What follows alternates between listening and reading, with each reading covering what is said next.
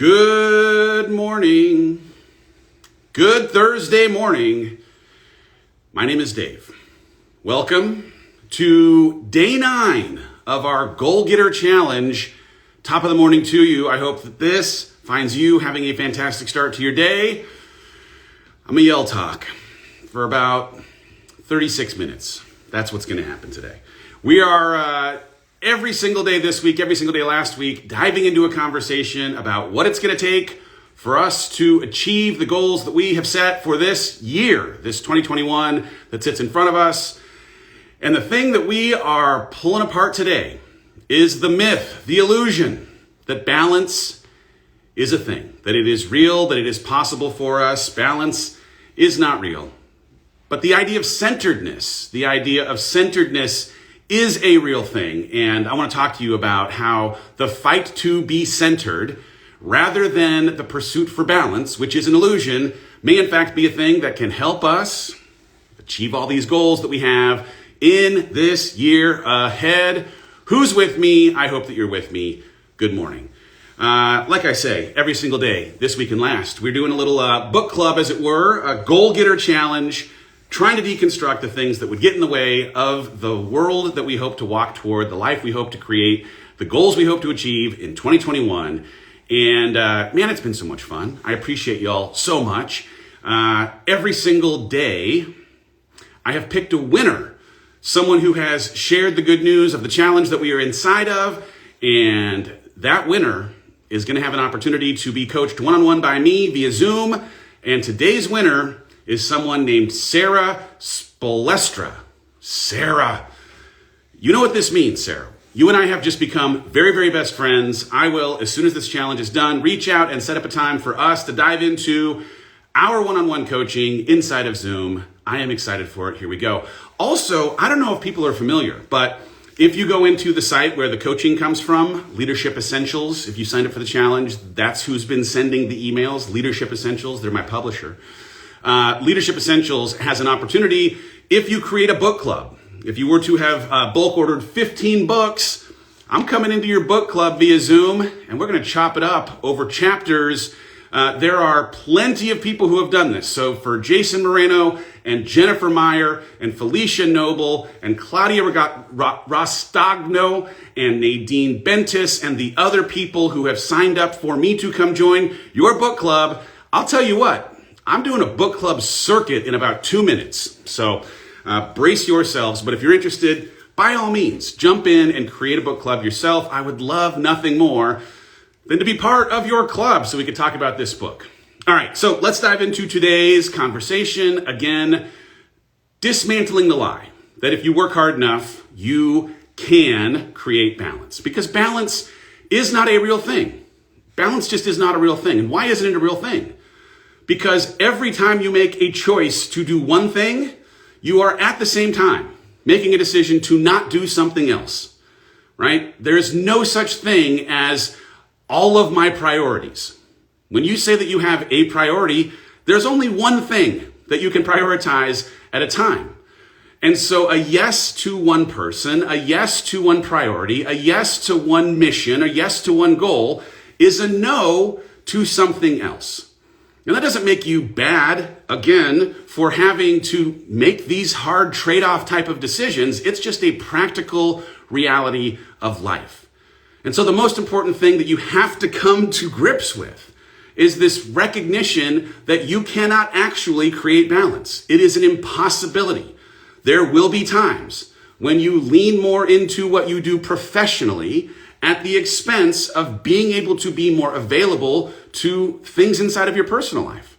There are going to be times when you have to lean more into being available for your kids, coaching a baseball team, whatever it might be, that will inevitably come at the expense of what you might have wanted to do professionally. And that is just fine.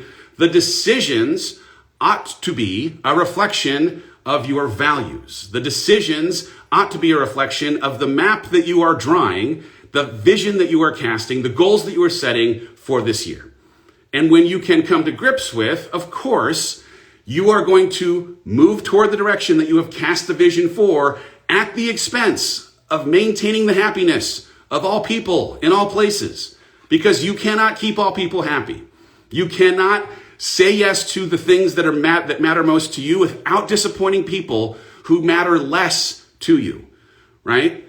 There's this quote that I just love inside of this book. I'm going to talk about this book, Essentialism, in just a minute, but there's this book by Greg McKeown called Essentialism.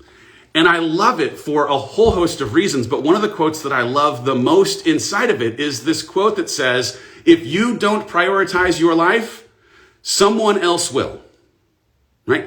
And so often we're so worried about letting other people down. We're so worried about the societal expectations of what we're supposed to be as a good man or a good girl that we allow the priorities of other people to dictate the calendar, to dictate the priorities, to dictate what we are pursuing in this year ahead.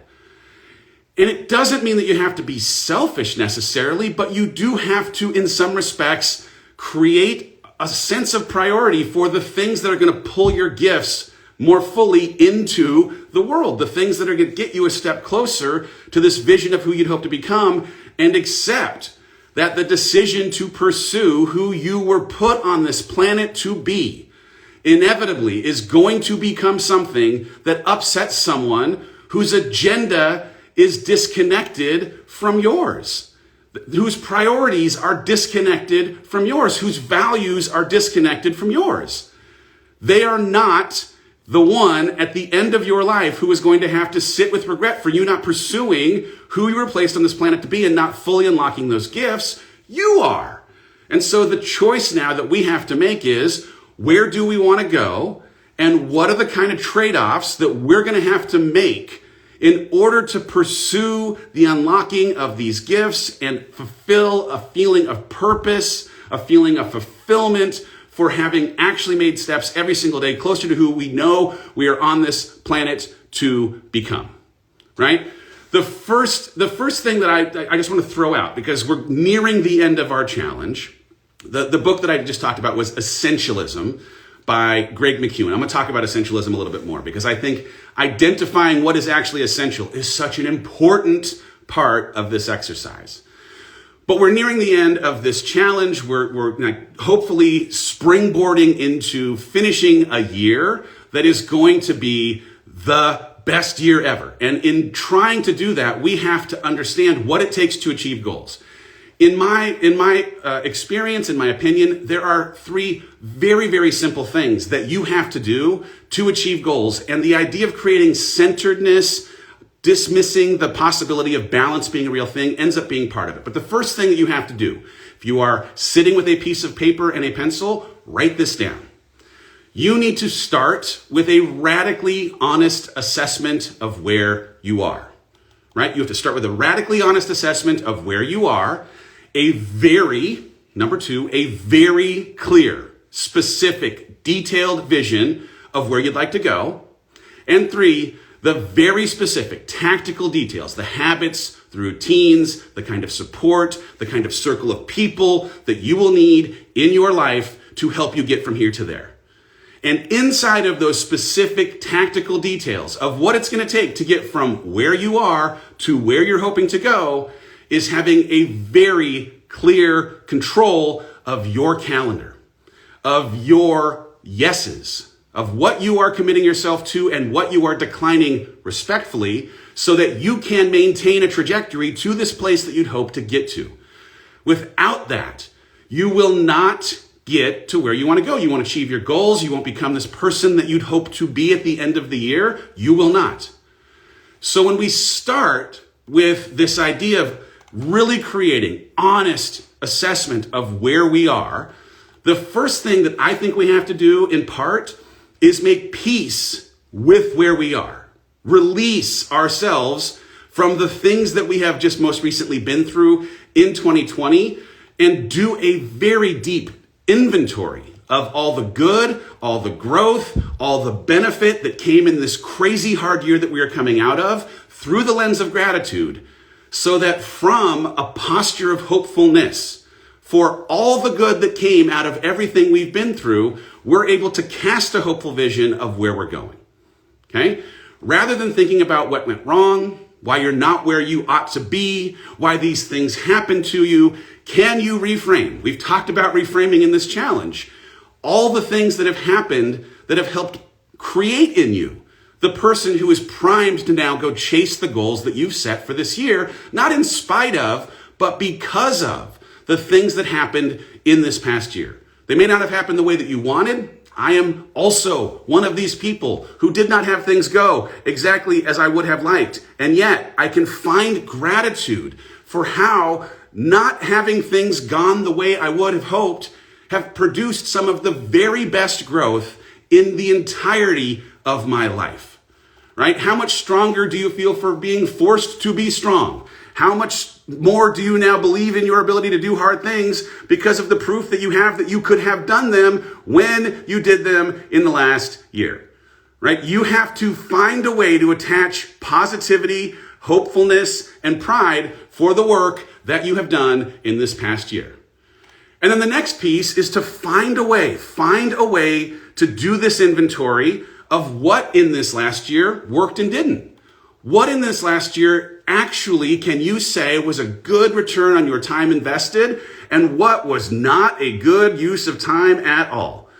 Where were the places where you said yes to things that in having said yes, you now can see with the clarity of perspective that that was not actually a yes that got you a step closer to who you'd hope to become, so that you can, in knowing that, not make those same mistakes, not make the same calendar commitments, not make the same time investments with people that were pulling away from who you'd hope to be rather than pushing you and fueling you and holding you accountable for who you'd hope to be, right? So I would encourage everyone, as you start this exercise, to really go back and look at the trailing 12 months and ask, where were the places that you found joy? Where were the places that gave you peace? What are the places that refueled your spirit?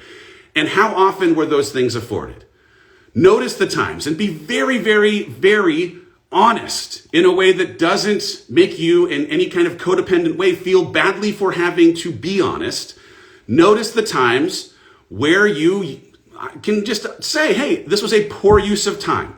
That the reflection of you saying yes was a disconnectedness to the values that you have, that were a violation of the boundaries you should have kept. And the hope is that you can walk away knowing how you can learn from this last year in a way that allows you to make the highest contribution in the year coming on the things that really matter, on the things that actually will move the needle, and the things that will keep you on a path to work every day towards who you'd hope to be, right? The only way you can do that is if you spend the time understanding what didn't work, what did work, and then giving yourself the permission to stop saying yes to other people's wants, needs, and values at the expense of your own wants, needs, and values, right? You cannot do it all. We've had the conversation about the impossibility of being all things to all people. Give yourself that permission. You cannot do it all. At the beginning of the quarantine, I asked this question, and I want to ask it now because we are getting closer and closer, hopefully, to a place where some of the things that we are grieving having been taken from us in this quarantine will come back to be, right? It's not going to be the old normal, but there will be a return to some kind of normal. And the question I posed in April was, in the rush to return to normal, which parts of normal are worth rushing back to, right? We've been given this break from a normal that existed for so long. We didn't even stop a lot of times to ask if the things that we were committing to, the routines that we were in, the commitments we had on our calendar were things that were actually worthy of our time and connected to the vision of who we'd hope to become. Well, now we've been taken out of that. And as much as, of course, we miss community and we miss normal, before we get right back into it in a way that in any way keeps us from who we'd hope to become, let's please not waste the opportunity to do the inventory on which parts of normal are actually worth getting back into, are worth rushing back into. Now, I made mention of this book, Essentialism. It was one of the most important reads for me in 2020 because it's this idea that you have to be deliberate. You have to be deliberate in distinguishing what he calls the vital few from the trivial many. The vital few from the trivial many. right? It's this acknowledgement that when everything matters, that nothing matters, right? If you think that every single thing matters, nothing matters. If you think every single relationship is important, not one individual relationship ends up standing out as being more important. When you think that every calendar commitment is important, none of them then end up standing out as being the more important. And so you have to focus on, where do the needle movers exist?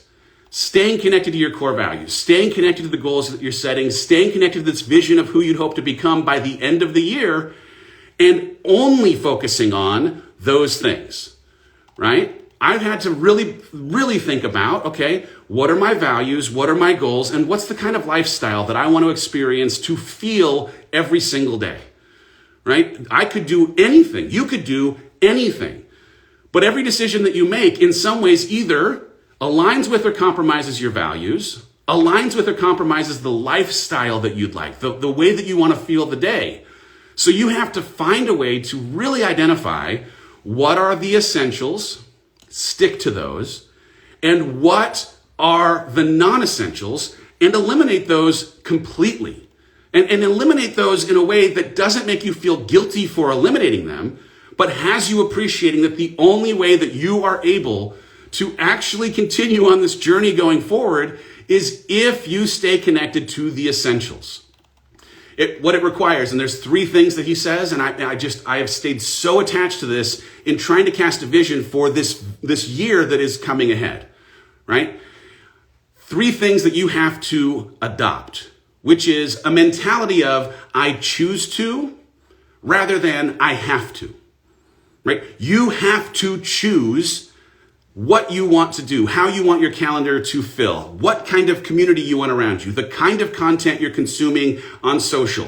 You have to choose. Instead of I have to, I choose to. That's the first. The second is that only a few things matter, right? Only a few things matter. If everything matters, nothing matters. And you have to focus just on the few things that really matter and let the rest go. Become comfortable making other people uncomfortable in your decision to create priorities and boundaries around spaces that align with your values and where you're going. Not everyone is going to be happy, and that is okay. It's not a thing that you are even capable of doing anyway. You can't keep people happy if you say yes to them anyway. So just acknowledge that you can only have a few things that really matter and focus on those. And the third thing is, you can do anything, but you cannot do everything, right? You can do anything, but you cannot do everything. Because when you try to do everything, when I try to do everything, the only thing that happens is that the things I have the most passion for, the things that light my heart on fire, they are diluted.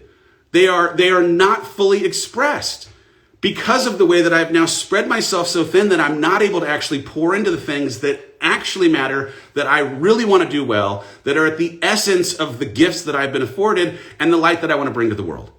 Every time I say yes to something that doesn't really matter to me, I am doing it at the expense of having an opportunity to be a brighter light in the spaces that are the most important in mine.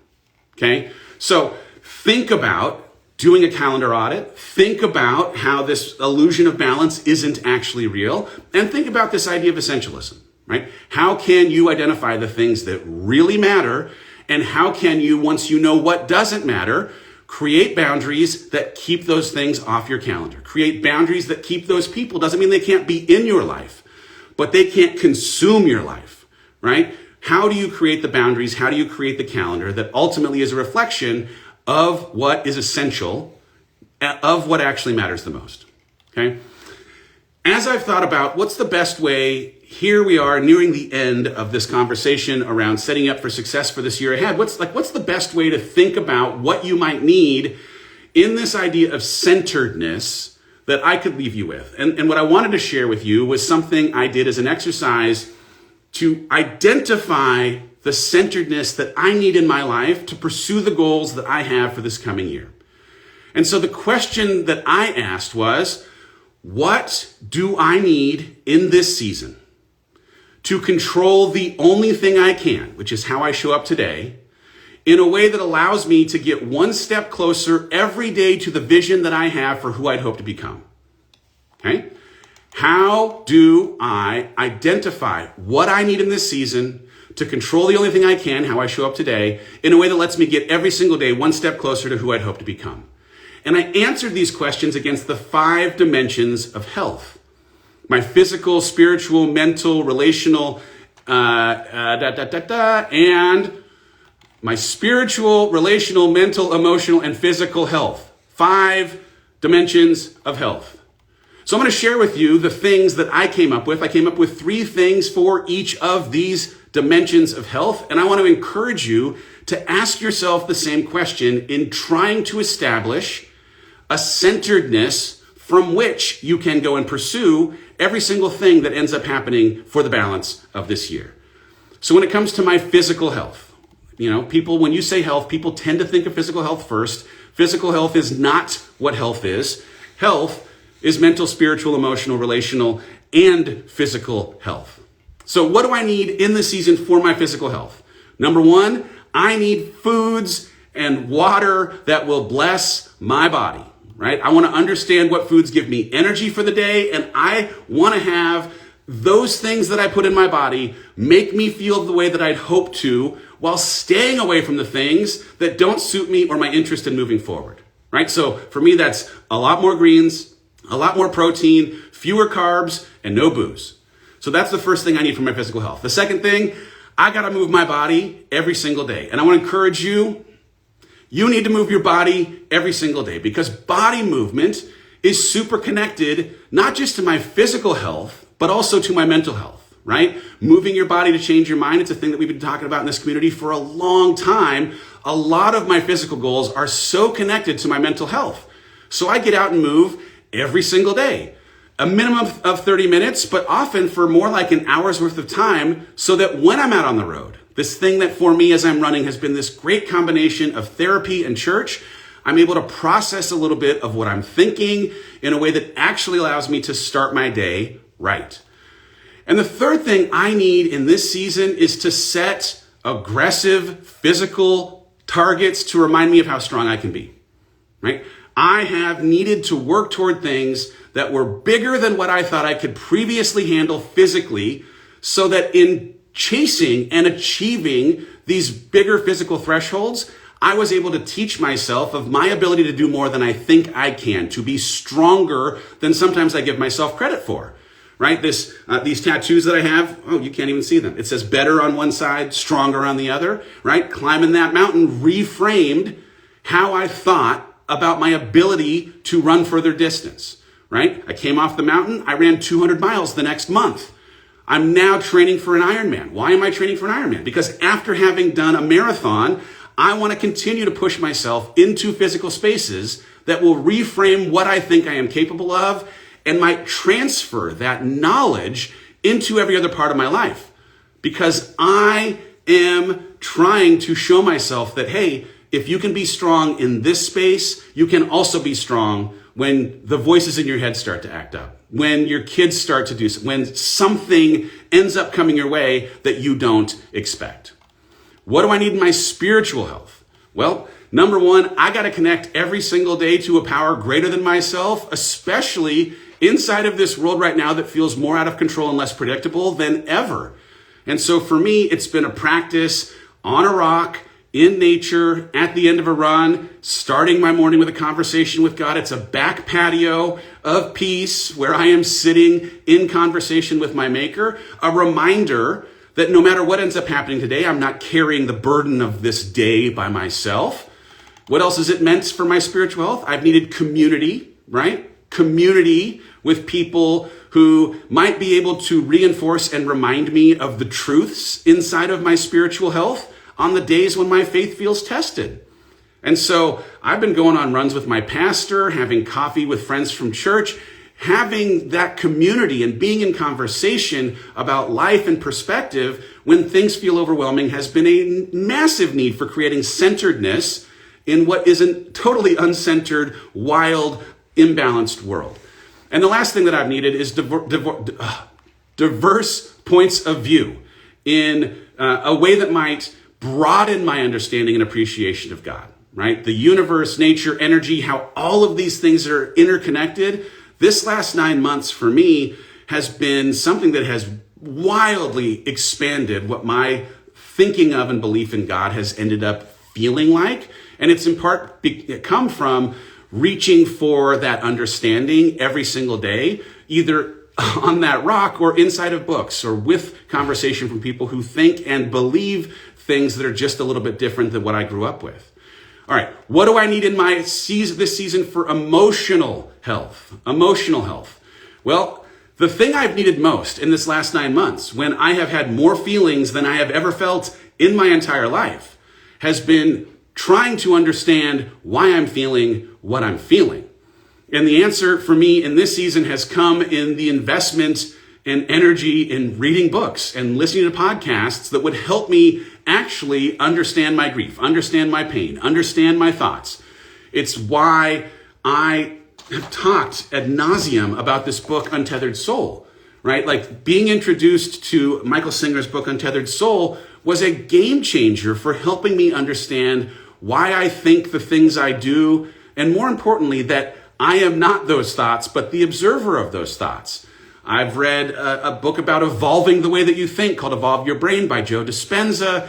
The idea that you can change the way that your brain actually has thoughts. Spent time inside of a book. I love this book. I encourage you to think about this book too. The Power of Now. It had been so helpful in a world where I was really having a hard time letting go of the past to focus myself on the thoughts of how I might control the only thing that I can, which is today. And so understanding why I'm feeling what I'm feeling, that was a massive need for my emotional health in this season, and satisfying that need has come in a way that I never expected by reading books, by spending time with authors. What else do I need for my emotional health? I need peace. And I'm going to argue you probably need peace too. And as we're having this conversation about how do you create centeredness, or how do you find the balance lie, a thing that you can unravel, part of it is you have to fight for peace, right? I've had to create these opportunities to sit with my thoughts on a back patio every single night once the kids are in bed, or on the days when they're not here, by myself. I am sitting, sometimes meditating, having a conversation with these thoughts and emotions in my head, and that peace is everything. But also, I had this amazing conversation with Ben Rector on the Rise Together podcast, because one of my favorite songs of his is a song called Peace. And one of the best lines in the song is this idea that peace is where you find it. Right? Like there is something, I think, in our humanity that is always thinking that we will be peaceful, or we will be happy, or we will be satisfied when. And when discounts the possibility of creating peace and finding peace now. Creating the sense of wholeness and fulfillment that exists today, not something that's promised at some point in some future. You have to fight for that peace, for that feeling today. And the third thing that I need for my emotional health, I need to stay connected at all times to what I am grateful for. And I know that we have talked plenty of times in this community about the power of a daily practice of gratitude, but especially in hard times. And we are all going through hard times. Finding the silver lining, finding the good. If you go on the hunt for the things that you can be grateful for, you will find evidence of those things. And I have needed that for my emotional health as much as I'm sure anyone here has as well. All right, what do I need for my mental health? What do I need in this season for my mental health? Well, the first and most important thing that I have needed is professional freaking help. I mean, I have been so happy to finance the boat of my therapist, David, in what has been at times more than once a week conversations to help me understand all the things that I am going through. And so the power of an objective set of ears to listen has been so helpful in my mental health needs for this season. And you might not be able to have a therapist as a part of your life, but representing your struggle to someone is such a game changer for your mental health. It takes all of the suffering that exists in silence where it festers and it brings it to the light.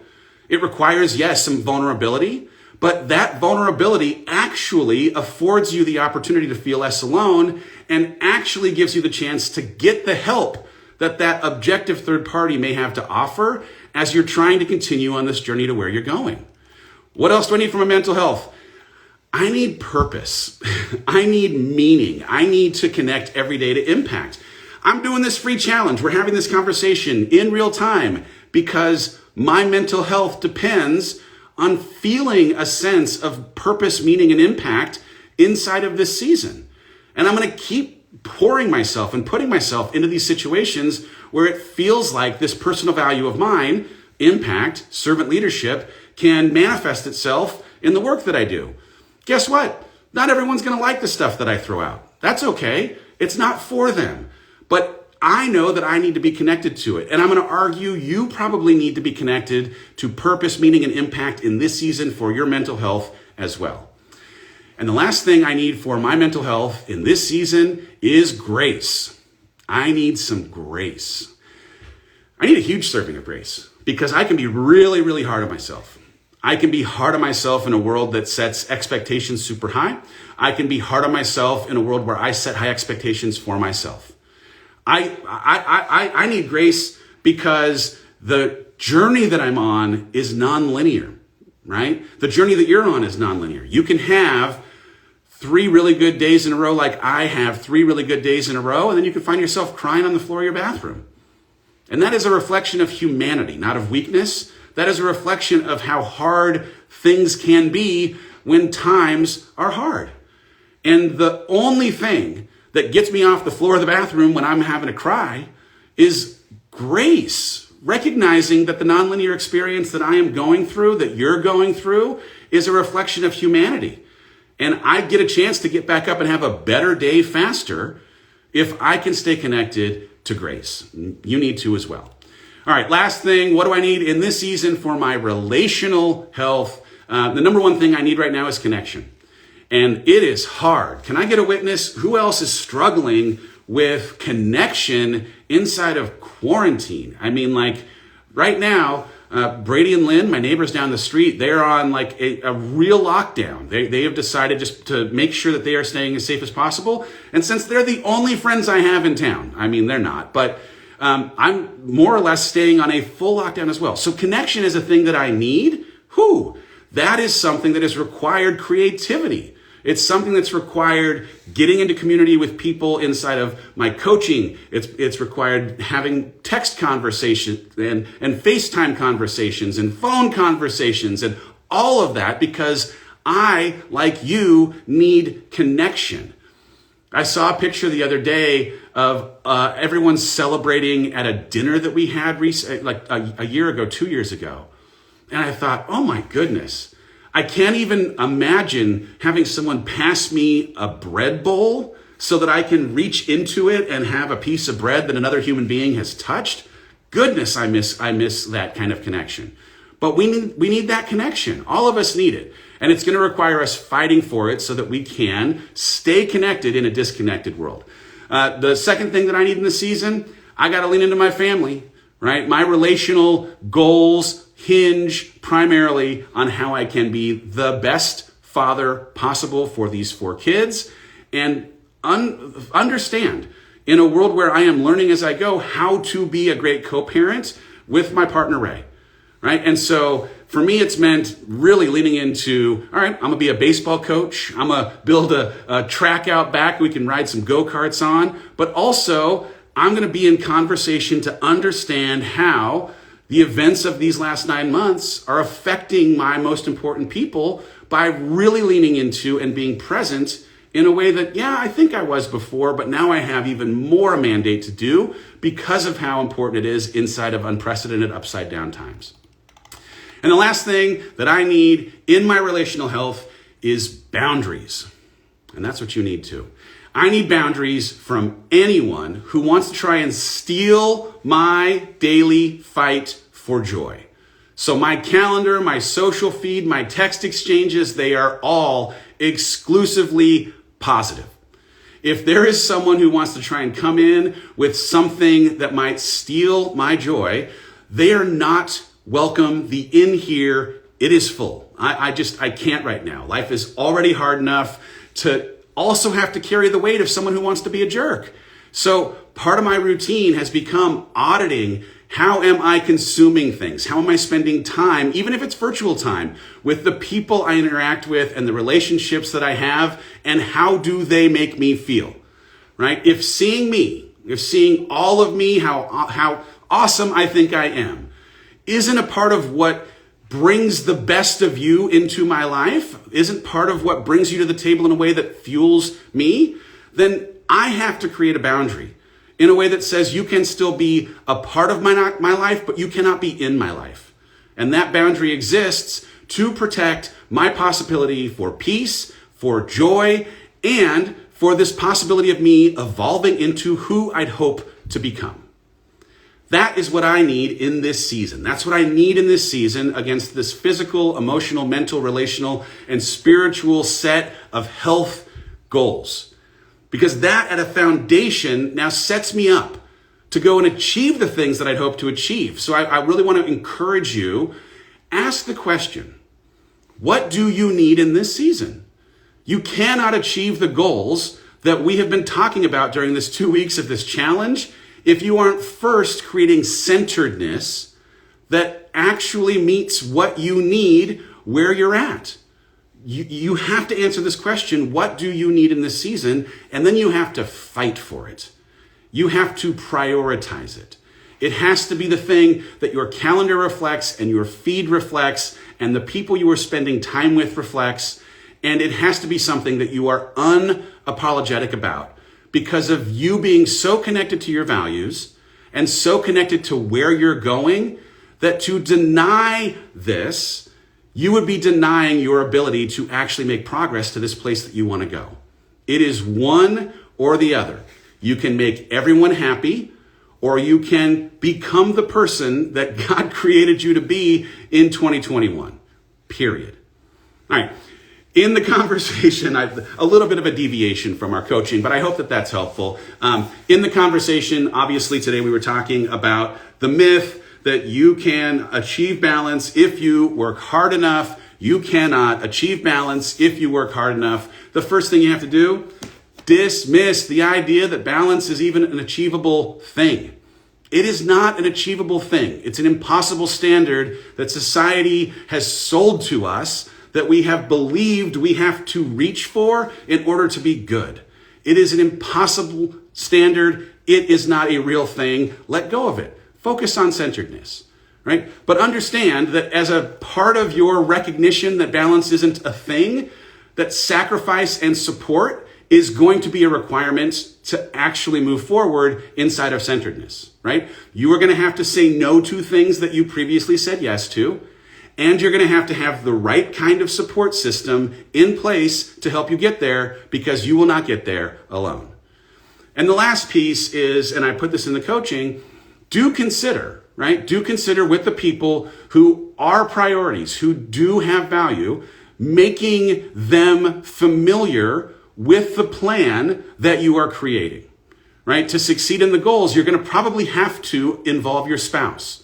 You're going to have a conversation with your kids or coworkers or friends so that you can front load them to the idea that this is where you're headed. And because of you having clarity on your destination, these are some of the things that may in fact come at the expense of the version of you that they previously knew. It's not a negotiation. It's managing the expectations of what the version of who you're becoming now means to your availability in their life.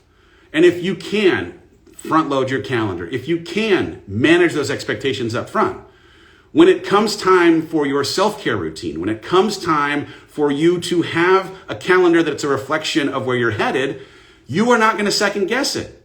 You have already managed the expectations of the people who actually that you actually afford weight in your life in a way that lets you, that gives permission to you making a step every single day towards who you'd hope to become.